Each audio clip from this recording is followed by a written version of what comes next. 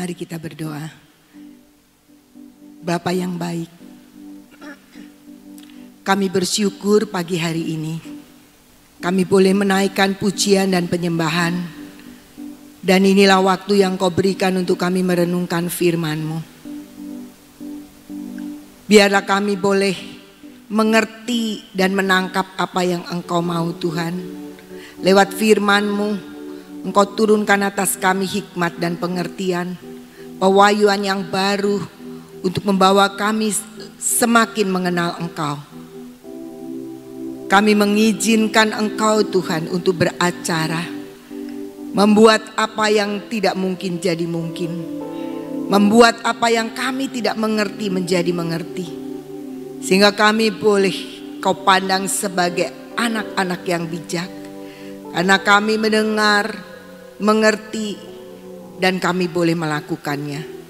Roh Kudus, biarlah pagi ini Engkau mengajar kepada setiap kami, menerangi hati dan pikiran kami, sehingga lewat firman yang akan kami renungkan, Engkau menyingkapkan segala yang terselubung, apa yang tersembunyi, yang belum kami tahu, sehingga kami boleh semakin mengerti dan mengenal Engkau, memahami akan apa yang Engkau mau atas hidup kami. Terima kasih Tuhan, pengurapan yang baru turun atas kami, memurnikan setiap perkataan-perkataan yang kami tangkap. Di dalam nama Tuhan Yesus, amin. Shalom, selamat pagi saudara-saudara yang dikasihi Tuhan, yang ada di tempat ini maupun yang streaming. Pagi ini saya ingin untuk kita sama-sama merenungkan sedikit bukan terbatas. Ada begitu banyak orang berpikir saya punyanya sedikit, jadi saya cuma bisa lakukan sedikit. Sering kita berpikir bahwa bahkan sering yang kita punya aja kita gak sadar, karena mungkin terlalu sedikit, sehingga orang meremehkan apa yang sedikit itu, dianggap gak ada. Ya, karena memang kalau di matematika kalau sedikit gitu ya sudah sampai sama dengan nggak kelihatan lagi. Tapi mari kita belajar, sedikit itu bukan berarti terbatas. Saya ingin kita sama-sama membaca dari Yohanes 5 ayat 5 sampai 13. Semua pasti sudah sering membaca ini tentang 5 roti dan 2 ikan. Kita mulai baca dari ayatnya yang kelima. Ketika Yesus memandang sekelilingnya dan melihat bahwa orang banyak berbondong-bondong datang kepadanya, berkatalah ia kepada Filipus, "Di manakah kita akan membeli roti supaya mereka ini dapat makan?" Ini Tuhan Yesus yang ngomong. Hal itu dikatakannya untuk mencobai dia, sebab ia sendiri tahu apa yang hendak dilakukannya. Jawab Filipus kepadanya, "Roti seharga 200 dinar tidak akan cukup untuk mereka ini, sekalipun masing-masing mendapat sepotong kecil saja." Seorang dari murid-muridnya yaitu Andreas, saudara Simon Petrus, berkata kepadanya, "Di sini ada seorang anak yang mempunyai 5 roti jelai dan 2 ikan. Tetapi apakah artinya itu untuk orang sebanyak ini?" Kata Yesus, "Suruhlah orang-orang itu duduk." Adapun di tempat itu banyak rumput, maka duduklah orang-orang itu, kira-kira 5.000 laki-laki banyaknya. Lalu Yesus mengambil roti itu, mengucap syukur dan membagi-bagikannya kepada mereka yang duduk di situ. Demikian juga dibuatnya dengan ikan-ikan itu sebanyak yang mereka kehendaki. Dan setelah mereka kenyang, ia berkata kepada murid-muridnya, "Kumpulkanlah potongan-potongan yang lebih, supaya tidak ada yang terbuang." Maka mereka pun mengumpulkannya dan mengisi 12 bakul penuh dengan potongan-potongan dari kelima roti jelai yang lebih setelah orang makan.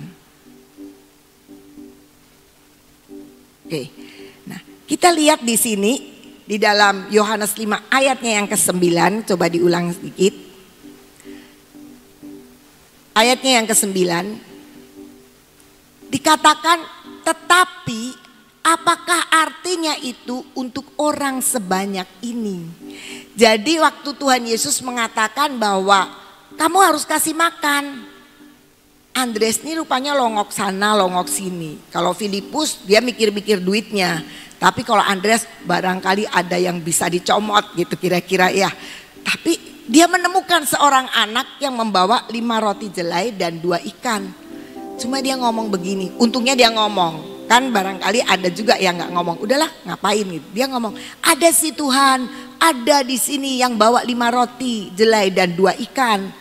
Tapi apa artinya itu buat orang sebanyak ini? Seringkali kita juga seperti itu. Seringkali kita juga berpikir ini kecil buat apa? Gak ada artinya. Gak bisa menolong kita. Apalagi ya kemarin saya bertemu dengan orang tua yang pekerjaannya saya gak usah sebut di sini tapi sederhana, sangat sederhana. Dan dia bilang begini gitu, Miss, dia mau masukin anak ke SD. Dia bilang, tapi saya itu takut masuk di sini. Apalah artinya pekerjaan saya? Pekerjaan saya ini kayaknya nggak mampu deh untuk sekolah di sini. Tapi dia datang dan dia bilang begini, Ibu Nani tapi umumkan, katanya sekolah ini murah, katanya gitu. Lah kita tanda petik yang namanya murah itu kan berarti mungkin bukan 1.000-2.000 perak gitu ya. Tapi saya katakan begini, Bapak kan bekerja, iya, dapat uang, iya nggak seberapa. Memang dia sebutkan pekerjaannya ya menurut saya nggak banyak-banyak amat gitu. Tetapi dia sebenarnya sudah menyekolahkan di sekolah ini di TK. Tapi dia takut masuk ke SD. Kenapa? SD panjang sampai kelas 6. Nanti ada kenaikan uang sekolah.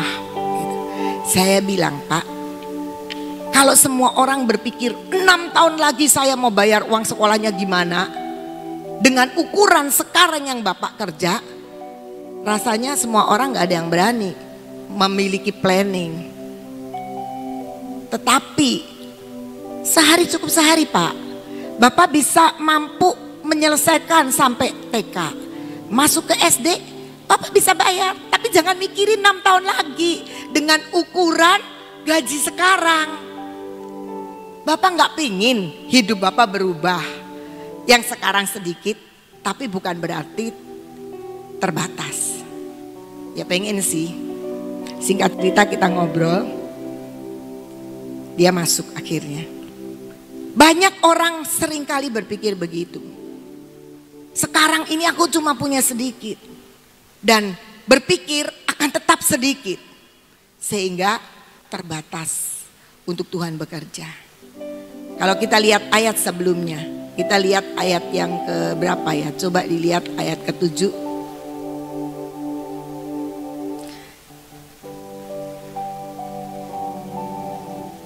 Ayat ke-6. Dikatakan demikian. Hal itu dikatakan Yesus ketika Yesus mengatakan begini. Kamu harus kasih makan. Di mana ya kita bisa beli roti untuk mereka ini dapat makan? Kaget dan digini. Tapi dikatakan hal itu dikatakan Tuhan untuk mencobai sebab Tuhan sendiri tahu apa yang hendak dilakukannya. Nah sebenarnya di balik semua yang kita hadapi ada Tuhan kita yang tahu bagaimana menolong kita dan apa yang Dia akan lakukan untuk kita. Cuma yang sering kali membatasi adalah diri kita sendiri karena kita belum tahu bagaimana pertolongannya. Jadi mau yang pasti, mau yang jelas, mau Tuhan itu ngomong gamblang nanti bagaimana. Gak ada iman lagi kalau begitu saudara. Tuhan ingin kita percaya bahwa ketika Tuhan bilang begini, Filipus, di mana kita akan beli roti supaya mereka itu bisa makan. Filipus kaget. Waduh, Tuhan, berapa banyak duit yang mesti dibeli? Belum tentu aja rotinya ada. Tapi Tuhan ingin bahwa sebenarnya siapa sih yang ngomong? Oh Tuhan. Kalau Tuhan itu pasti semua jadi beres. Cuma kita seringkali, Tuhan caranya gimana yang jelas supaya kita bisa kasih makan, supaya seperti yang kamu ngomong itu jadi. Kalau Tuhan dikatakan Tuhan itu sendiri tahu apa yang hendak dilakukannya. Beruntung Andreas datang dan dia bilang gini, ada di sini Tuhan yang bawa tapi cuma 5 roti dan 2 ikan. Apakah artinya itu buat orang sebanyak ini? Gak ada artinya. Terlalu banyak kita juga mengecilkan semua yang kita miliki. Tuhan, saya paling punya begini. Saya gak bisa apa-apa. Saya gak punya apa-apa. Gak percaya saudara gak punya apa-apa. Paling tidak saudara punya 1 talenta. Saya gak bisa apa-apa. Saudara bisa datang ke sini aja, kemampuan saudara bisa datang. Seringkali kita itu dibatasi karena kita selalu nganggap yang kecil. Saya tidak bisa. Saya tidak punya. Kalaupun saya punya, apalah artinya yang saya punya ini untuk lakukan perkara-perkara yang besar.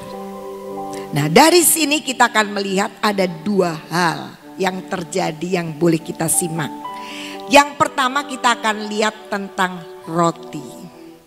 Kita tahu rotinya sisa 12 bakul. Ketika Tuhan bilang gini, ayo bawa sini rotinya. Dibawa. Tuhan angkat tangan, Tuhan mengucap syukur. Tuhan terima kasih buat 5 roti ini. Terus mulai Tuhan bagi-bagikan. Saya ngebayangin gimana ya cara membagikannya. Ini versinya saya loh ya. Jadi nggak ada di Alkitab. Cuma saya bayangin. Apa Tuhan itu nyuwilin terus sampai 5.000 dan lebih 12 bakul? Rasanya tidak. Itu versinya saya. Saya membayang gini. Tuhan cuilin, Tuhan potongin. Kemudian diberikan ke murid-muridnya. Nah kemudian murid-muridnya membagi. Dan ketika membagi multiplikasi terjadi. Terus nambah gitu. Kan pegel kalau Tuhannya motongin begini. Ya itu versinya saya. Tuhan sih mungkin gak pernah lelah. Tapi dia juga manusia seperti kita. Tapi yang saya pikir begitu. Ini terus ada. Sampai sisa 12 bakul penuh. Gak cuma separuh, penuh. Nah saya bayangin 12 bakul penuh. Dipegang oleh 12 murid-muridnya. Artinya muridnya itu akhirnya dapat 1 bakul. Bukan 1 potong. Hebat sekali. Roti sisa 12 bakul. Kami di GK kalau sudah masak. Kemudian lihat yang jemaat yang datang banyak. Aduh cukup gak ya? Udah 5 roti, 5 roti, 5 roti. Sisa 12. Wah kita doa 5 roti, 5 roti. Tapi coba kita sekarang lihat ikannya. Ada gak cerita ikannya sisa? Gak ada. Kita gak pernah membaca ikannya disebut tersisa. Gak ada. Tapi kita akan lihat ayat 11 bagian B. Padahal Tuhan itu mengucap syukur atas roti. Dan membagi-bagikannya kepada mereka yang duduk di situ. Demikian juga Tuhan bilang, dibuatnya dengan ikan-ikan itu. Cuma ada kalimat di belakangnya. Sebanyak yang mereka kehendaki. Jadi rupanya ini, murid-muridnya ini capek juga bagiin roti rupanya. Jadi udah bagiin roti, sisa 12 bakul, sekarang giliran bagiin ikan. Ini versi saya lagi ya. Bagiin ikan. Pegel kan? Waktu itu terus akhirnya dia bilang gini. Tuhan stop Tuhan. Cukuplah cukup. Stop. Sebanyak yang mereka kehendaki. Dapat sebakul ikan gak muridnya? Tidak. Kenapa tidak? Karena di stop. Karena kehendak mereka. Bukan kehendak Tuhan. Jadi di sini kita bisa belajar ya, roti bisa bermultiplikasi sesuai kehendak Tuhan. Dan ternyata Tuhan itu ngerti, muridnya juga lapar, muridnya juga akan diberikan bagian, bisa dibawa pulang nanti, bagiin istri dan anak-anak sebakul penuh masing-masing. Tetapi ketika sampai ke ikan, ikan bermultiplikasi sesuai dengan kehendak murid-muridnya. Stop Tuhan, stop. Udah cukup. Nah, seringkali kita sebagai orang percaya juga sering melakukan hal itu. Pelipat gandaan itu seringkali tidak terjadi karena apa? Kita sendiri yang menghentikan pelipat gandaan yang Tuhan hendak lakukan. Dengan apa? Dengan keputusan pikiran kita. Sudah cukup. Enggak mungkin. Wislah ini baik juga lumayan. Sehingga tidak terjadi seperti yang Tuhan mau. Ternyata Tuhan bilang aku datang untuk memberikan hidup dan hidup yang berkelimpahan itu niatnya Tuhan. Tapi niat itu seringkali tidak kita terima ketika kemudian kita mulai mikir wis segini aja guys sudah lumayan. Orang Cirebon ngomong begitu ya pakai GG gitu kalau orang Cirebon. Nah, jadi mari kita belajar tentang 5 roti dan 2 ikan. Rotinya banyak sisanya. Tapi ikannya nggak pernah dikatakan ada sisa. Ya mungkin kalau sisa 1-2 ekor lah. Mungkin sisa ya sedikit-sedikit. Tapi kita bisa melihat karena ada sebuah kalimat sesuai dengan mereka kehendaki. Nah saudara, ketika kita juga terima dari Tuhan, kita itu seringkali mengajukan Tuhan, saya pengen seperti ini. Gak apa-apa sih kalau itu pas seperti Tuhan yang mau. Atau gak apa-apa kalau lebih, nanti Tuhan juga kasihnya yang pas. Tapi sangat disayangkan kalau ternyata Tuhan punya rencana lebih besar dari yang kita mau. Tapi kita menghentikan apa yang Tuhan ingin lakukan di dalam hidup kita. Saya sekarang ini sudah cukuplah melayani Tuhan. Udah jangan nambah-nambah lagi, udah pegel. Bahkan mungkin anak kita punya multi talent, tapi kita bilang sudah nak cukup aja segitu. Udah masa apa-apa kamu kepengen. Nah seringkali orang tua kan begitu, ada anak pengen ini pengen itu. Tidak diperbolehkan karena kebanyakan. Padahal itu yang Tuhan taruh walaupun sedikit. Jadi nanti anak gak punya waktu dong. Bukan soal itu, soal memanage aja. Mungkin belum waktunya sekarang harus mengembangkan sesuatu yang lebih besar. Tapi yang satu dulu dipupuk. Tapi yang ini jangan dimatikan. Nah kita seringkali begitu sehingga kita tidak bisa terima apa yang sebenarnya menjadi bagian kita. Amsal mengatakan jangan berikan kepadaku kekayaan Tuhan. Tapi juga jangan dikasih aku miskin. Kenapa? Kalau aku kaya nanti aku lupa sama kamu. Tapi kalau aku miskin aku mencemarkan namamu. Ih anak Tuhan tapi kerjanya minta-minta, kerjanya dompleng-dompleng. Tetapi Tuhan, penulis Amsal bilang, berikan kepadaku apa yang menjadi bagianku. Sebab Tuhan paling tahu kalau kita sekarang sudah bisa dipercaya sekian atau kita belum bisa sehingga cukup sekian, itu Tuhan yang tahu. Sehingga ketika kita mendapat bagian kita tidak akan bilang di mana Tuhan itu. Ini kan kekuatanku. Atau kita mencemarkan nama Tuhan. Kok Tuhan gak berkati aku? Tapi semua menurut bagian kita. Jangan kita mengambil alih apa yang Tuhan mau kehendaki dalam hidup kita. Seperti murid-murid ini menikmati roti yang berlimpah-limpah 12 bakul. Tapi tidak menikmati ikan. Karena ikannya di stop sesuai kehendak mereka. Tuhan berhenti nggak melipat gandakan ikannya lagi. Mari kita belajar untuk senantiasa mencari apa yang Tuhan mau, bukan apa yang kita mau. Bilangan 11 ayat 18 sampai 23. Ini cerita tentang Musa dengan bangsa Israel. Ketika bangsa Israel minta daging. Tetapi kepada bangsa itu haruslah kau katakan, kuduskanlah dirimu untuk besok, maka kamu akan makan daging. Sebab kamu telah menangis di hadapan Tuhan dengan berkata, Siapakah yang akan memberi kami makan daging? Begitu baik keadaan kita di Mesir, bukan? Tuhan akan memberi kamu daging untuk dimakan. Bukan hanya 1 hari kamu akan memakannya. Bukan 2 hari, bukan 5 hari, bukan 10 hari, bukan 20 hari. Tetapi genap sebulan lamanya, sampai keluar dari dalam hidungmu dan sampai kamu muak. Karena kamu telah menolak Tuhan yang ada di tengah-tengah kamu dan menangis di hadapannya dengan berkata, untuk apakah kita keluar dari Mesir? Sampai di sini dulu. Ini ceritanya bangsa Israel tuh kepengen sekali makan daging. Tiap hari hanya dikasih mana saja. Tuh, minta daging, nggak minta buat sebulan, enggak. Mintanya tuh ya kali itu kepengen daging aja. Mungkin 1 kali 2 kali ya cukup, yang penting minta daging. Tapi Tuhan bilang begini, aku akan kasih daging. Bukan cuma sehari, 2 hari, 10 hari, 20 hari, sampai genap 30 hari. Sampai kamu nggak doyan lagi daging, kira-kira seperti itu. Lanjut.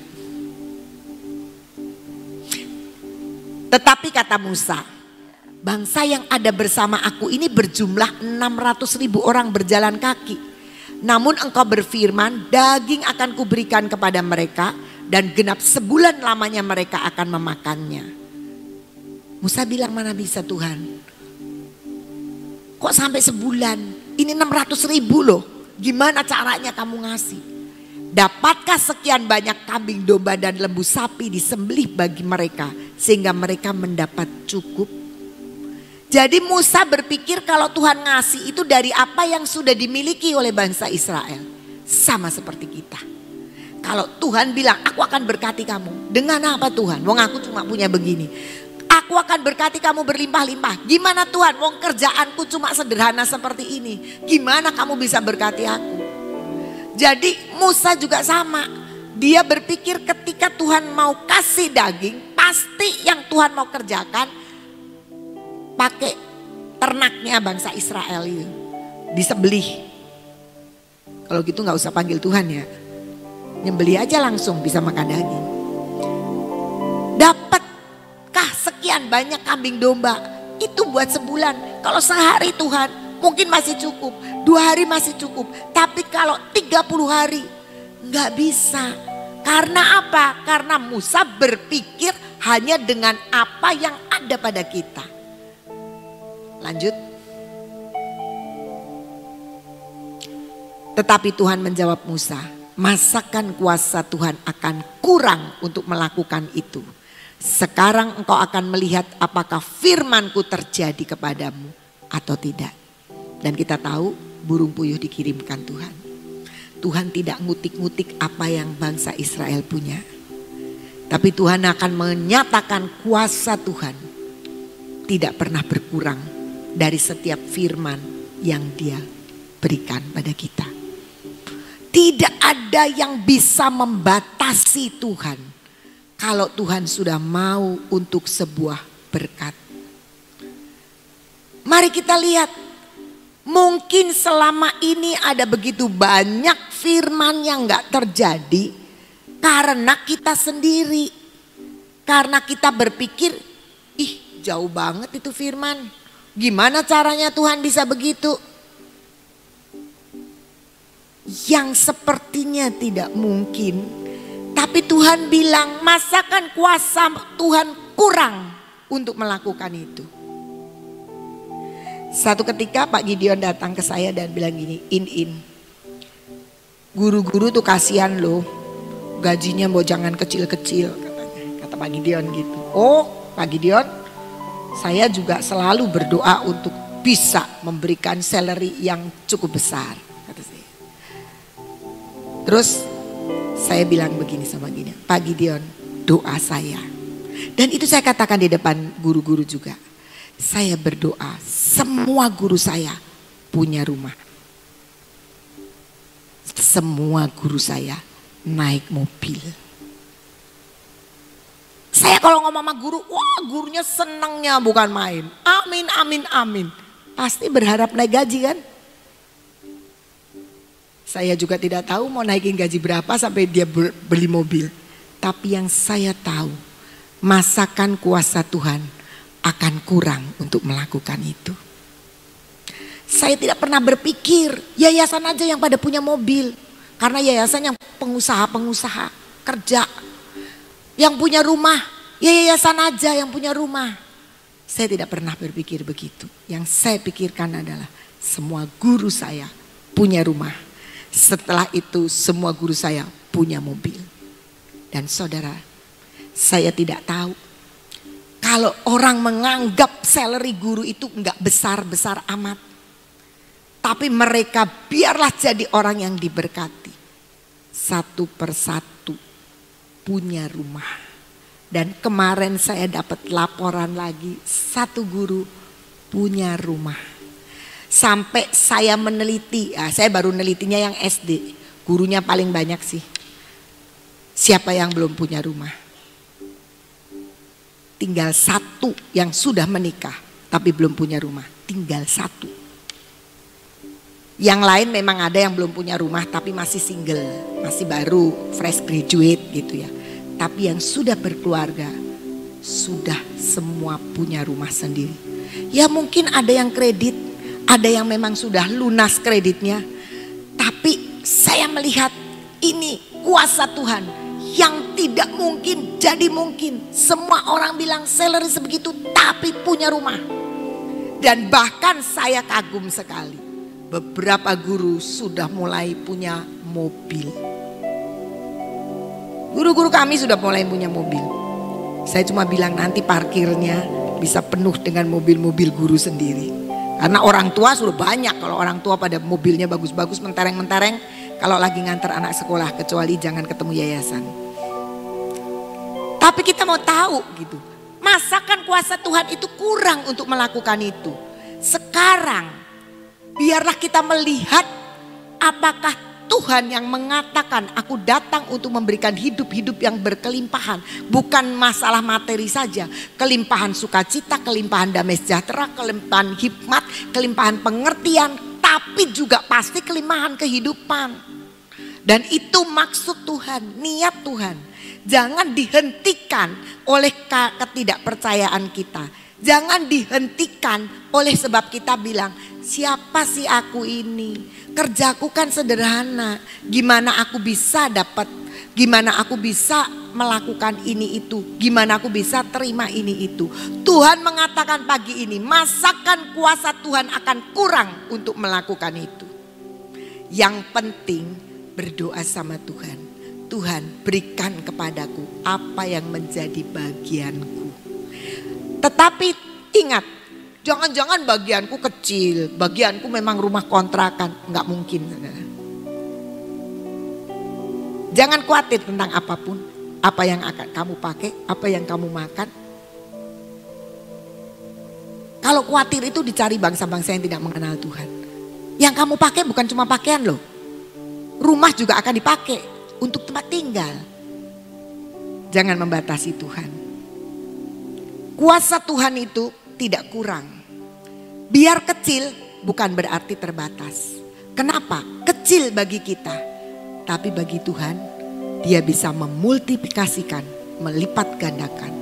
Awan setelapak tangan bisa menurunkan hujan lebat.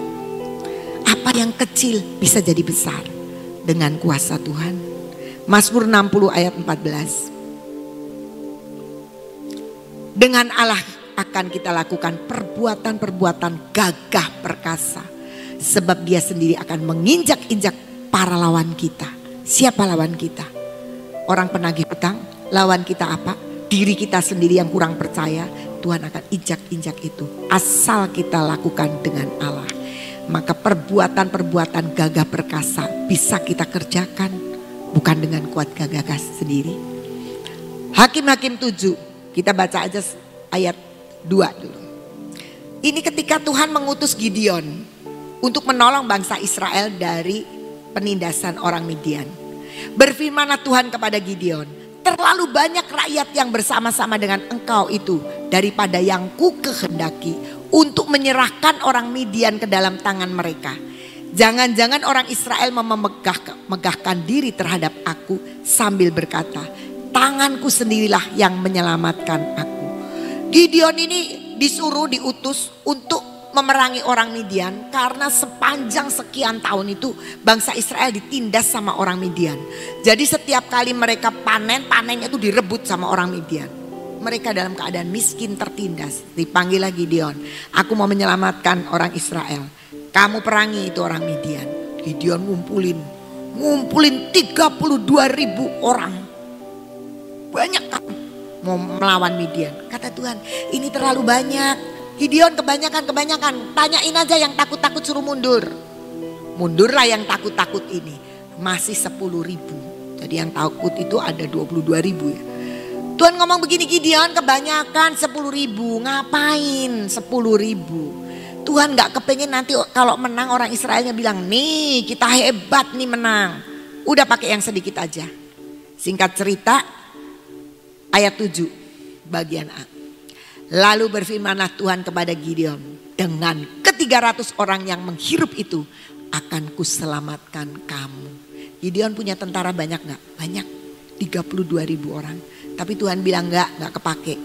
Sortir terus sama Tuhan. Akhirnya tinggal 300. Dan Tuhan bilang gini, ini loh dengan 300 ini akan kuselamatkan kamu. Bagi Tuhan tidak ada yang mustahil. Tuhan bisa lakukan dengan kuasanya yang luar biasa. Permasalahannya adalah seringkali kita yang menghalangi untuk Tuhan bekerja. Mari kita belajar. Mungkin saat ini kita punya cuma sedikit. Tapi percayalah, sedikit bukan berarti terbatas. Sedikit bukan berarti kita gak bisa lakukan apa-apa. Sedikit, tapi kita bisa lakukan perkara yang besar. Karena Allah ada di dalamnya. Sekolah Terang Bangsa dibangun bukan dengan murid yang tiba-tiba ratusan. Muridnya 57 anak. Itu dibagi TKA, TKB kelas 1, kelas 7 dan kelas 10. Bisa bayangin sekelas isinya cuma berapa. Paling isinya 8-10 orang. Tapi ketika Tuhan bekerja, tidak ada manusia yang dapat menahan. Yang 57 pertama kali itu aja buat saya salut dan angkat topi. Kenapa? Ya, ini sekolah baru loh. Belum apa-apa. Akreditasi belum ada. Tapi mereka bisa percaya sebuah visi yang Tuhan berikan untuk sebuah sekolah Kristen di tengah-tengah kota Sion ini. Dan Tuhan kerjakan banyak hal. Keajaiban demi keajaiban terlalu banyak dan sangat banyak. Dan saya masih terus minta lebih banyak keajaiban lagi. Karena saya tahu Tuhan yang mengerjakannya, bukan kita. Kadang-kadang kita gak ngerti harus apa sih.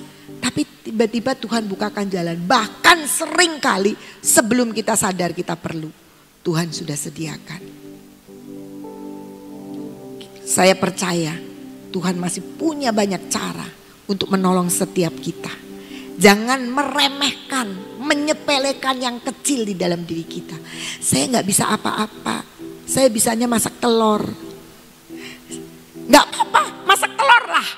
Nanti lama-lama bosen kan masak telur. Ya telurnya digoreng, direbus, kasih bumbu balado, kasih apalah gak tahu, telur kecap apa segala macam. Kita kreatif. Lama-lama enak juga ya, ditambah ini, tambah ini. Lama-lama saudara menjadi pintar. Itu contoh, tapi saya percaya di sini nggak ada yang bisa masak telur doang, pasti macam-macam kecuali saya. Tapi mari saudara-saudara, kita belajar selalu. Saya juga selalu belajar. Waktu setiap tahun ajaran, saya selalu memberikan sebuah bukan ciptaan sih, sesuatu yang saya mau berikan kepada guru-guru.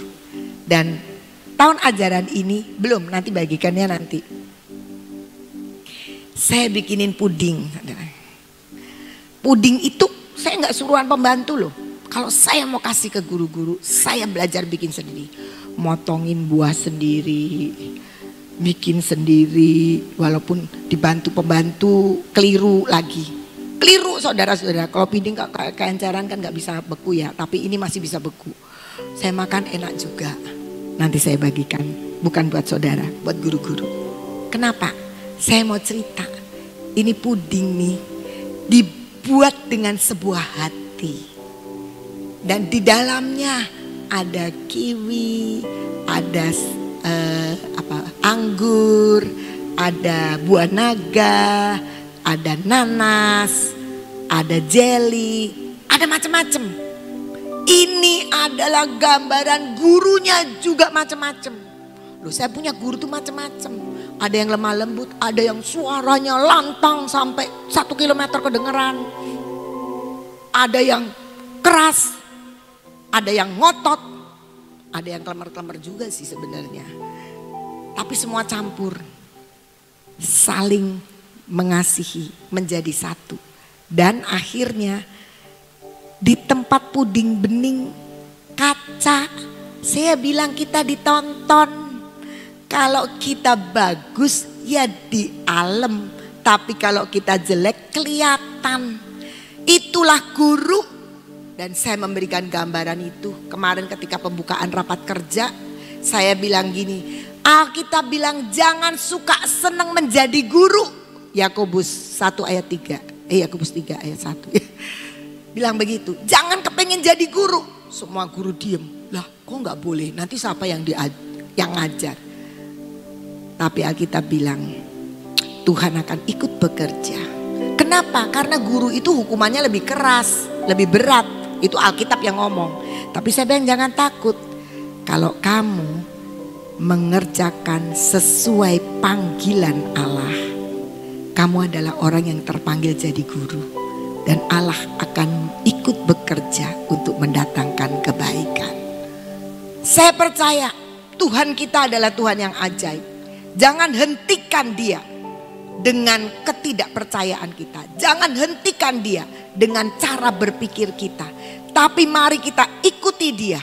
Karena dia melakukan perkara besar kepada setiap pijakan orang yang percaya. Yohanes 3 ayat 34 yang terakhir mengatakan demikian. Sebab siapa yang diutus Allah, dialah yang menyampaikan firman Allah. Karena Allah mengaruniakan rohnya dengan tidak terbatas. Roh Tuhan akan dicurahkan dengan tidak terbatas. Bukan soal menyampaikan firman Allah. Tuhan bilang siap sedialah kamu katakan dengan firman Allah. Firman Allah itu adalah kebenaran yang ada di dalam kita. Ketika kita bersikap, ketika kita berbicara, ketika kita memutuskan, ketika kita mengajar, ketika kita ngobrol. Itu adalah kebenaran yang harus disampaikan. Dan ketika kebenaran itu disampaikan, rohnya dengan tidak terbatas disampaikan kepada kita.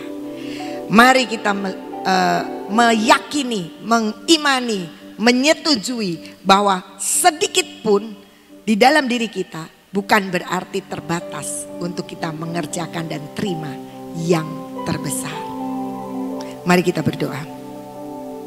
Bapa, kami bersyukur dan kami bangga punya Engkau Allah yang ajaib, yang luar biasa.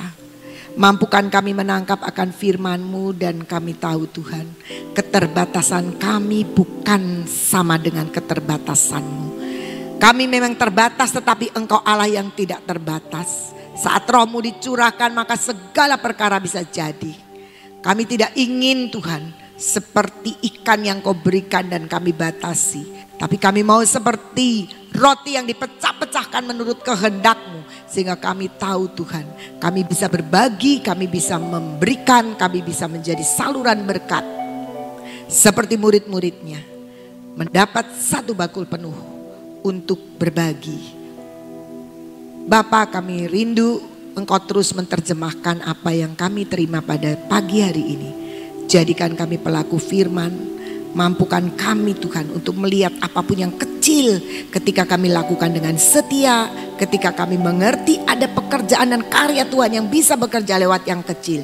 Maka sedikit sekalipun, kecil sekalipun berarti tidak terbatas di hadapan Tuhan. Terima kasih Tuhan meteraikan semua di dalam hidup kami. Dan kami percaya Tuhan Engkau yang terus akan bekerja. Sekalipun perkataan manusia berhenti tetapi perkataan-Mu tidak akan berhenti.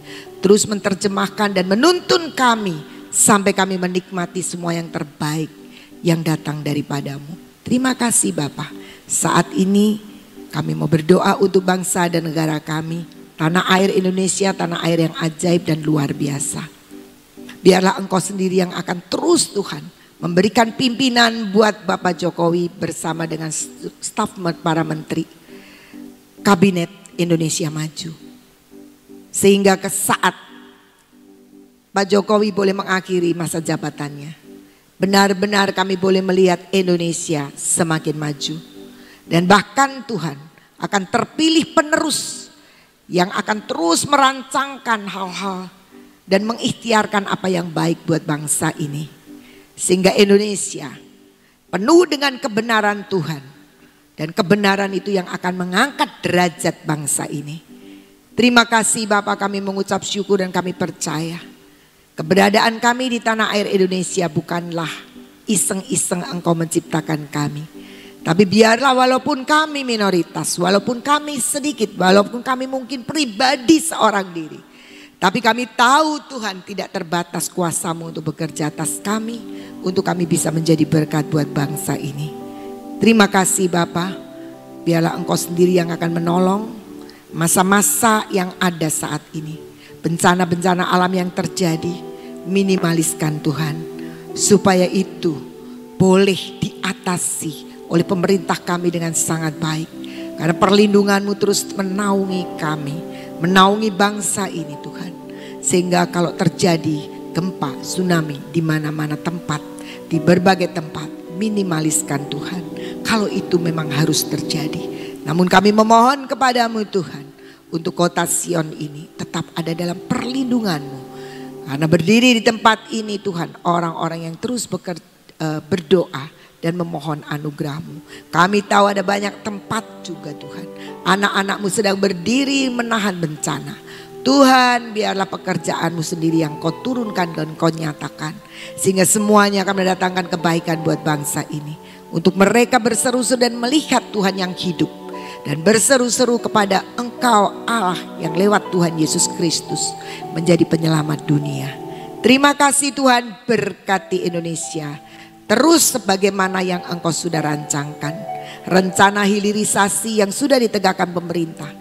Sekalipun ditentang oleh dunia, tetapi biarlah dengan solid para menteri, 34 menteri tetap boleh mencanangkan untuk kedamaian dan berkat untuk bangsa ini. Kami percaya Tuhan bersama dengan Engkau Tuhan, maka Indonesia dapat mengerjakan perkara-perkara besar, bahkan akan menjadi berkat buat bangsa-bangsa lain. Terima kasih Bapak, kami mengucap syukur, kami bangga dengan Engkau. Kami bangga dengan bangsa ini, bangsa yang diberkati dan bangsa yang luar biasa. Kami memberkati dan memblessing Indonesia untuk kemuliaan nama Tuhan. Terima kasih Bapak. Bapak, saat ini kami juga berdoa buat hamba-Mu Ibu Nani dalam perjalanannya dari Jakarta menuju ke kota Sion.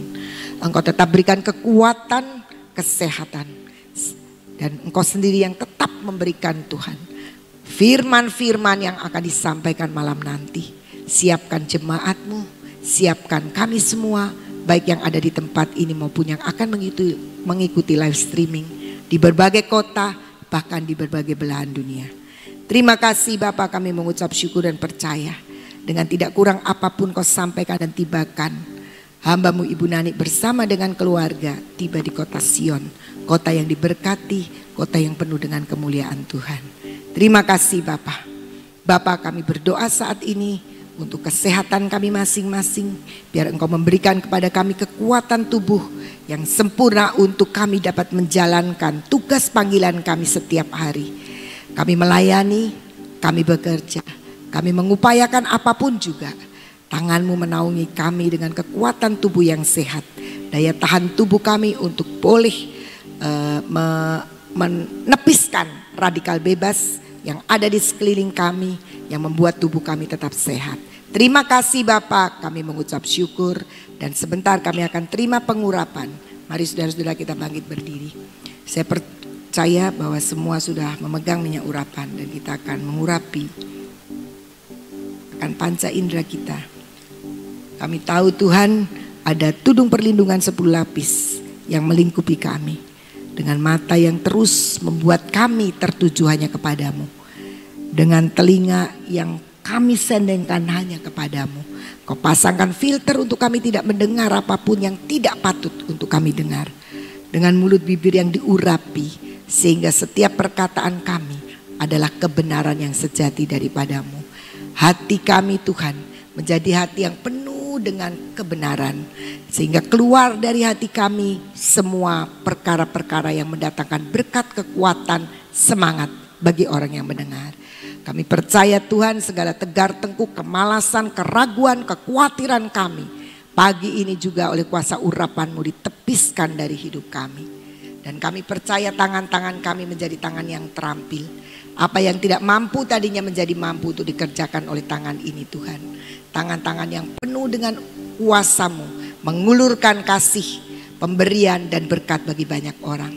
Tangan yang tidak akan dipakai untuk bertengkar, tidak dipakai untuk memukul, tapi sebaliknya untuk menyatakan kasih sayang dan perbuatan baik dari Tuhan. Kaki kami adalah kaki yang kuat, kaki yang terus berjalan di dalam kebenaran-Mu, kaki yang terus membawa kami di jalan-jalan yang diperkenan oleh Engkau. Terima kasih Tuhan, kami percaya seluruh pengurapan ini akan memenuhi hidup kami dan kami berjalan bersama dengan Engkau. Kami akan melakukan perkara-perkara yang besar. Terima kasih Bapa, kami berdoa untuk malam nanti. Jangan ada yang lupa dengan hari ibadah raya ini Tuhan. Biarlah jemaat-Mu di tempat ini maupun yang akan streaming di berbagai kota, semuanya boleh mengingat inilah hari raya di mana pesan Tuhan akan disampaikan dan kami akan terima perjamuan kudus-Mu. Terima kasih Bapa, kami mengucap syukur dan percaya semua diberkati untuk terima yang terbaik dari Tuhan. Di dalam nama Tuhan Yesus kami bersyukur dan kami percaya. Yang sepakat dengan saya katakan amin. Tuhan Yesus memberkati.